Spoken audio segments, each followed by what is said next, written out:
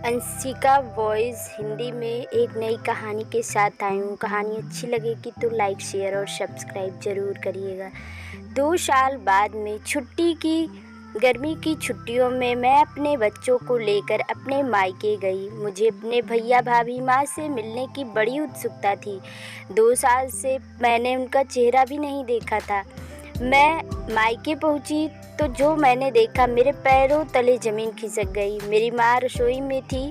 Sink बर्तनों से पूरा भरा हुआ था और माँ वहीं पर खड़ी बर्तन धुल रही थी। मैं दौड़कर रसोई में गई और अपनी माँ से लिपट कर बोली, माँ मैं आ गई, आप क्या कर रही हैं? घर पर भाभी नहीं है क्या?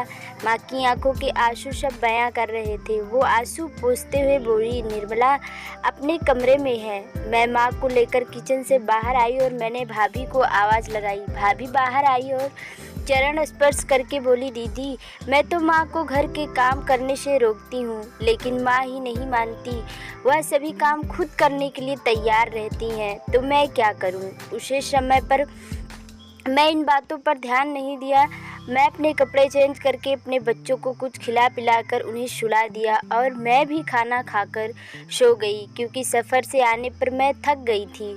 जब मेरी आंखें खुली तो माँ बर्तन धुलकर पोछा लगाने के लिए रसोई में खड़ी थी और भाभी अपने कमरे में थी। मैंने माँ से पूछा, माँ आपकी ये सब काम करने की उम्र नहीं है। माँ ने कोई जवाब नहीं दिया और वो आकर मेरे पास लेट गई। सुबह हुई, फिर मैं माँ वही काम करते देखा। खाना बनाना, बर्तन मांजना, झाड़ू पोछा, ये सब माँ करती और भाभी किसी न किसी बहाने अपने कमरे में ज़्यादा समय बिताती। माँ ने से पूछने पर उन्होंने बताया कि बेटा जब से ये शादी करके आई है तब से यही हाल है। अगर मैं काम नहीं करती तो मुझे खाना तक नहीं पूछती। अपने बच्चों को देकर अपने कमरे में चली जाती है और मुझे खरी खोटी सुनाती हैं। एक दिन भाभी फ़ोन में बात कर रही थी और बोल रही थी कि माँ तुम कोई काम मत किया करो, इस उम्र में तुम्हें काम करना शोभा नहीं देता। तुम कोई नौकरानी थोड़ी ना हो जो भाभीयों के पीछे पीछे दौड़ती रहती हो। अब तुम्हारी उम्र है कि तुम भगवान का भजन करो और बैठी रहो। मैं ये सब सुन रही थी, मुझे रहा नहीं गया। मैंने बोल दिया, भाभी तो क्या मेरी माँ नौकरानी है जो आप उनसे घर के सारे काम करवाती हैं? जैसे आपकी माँ वैसे ही मेरी माँ।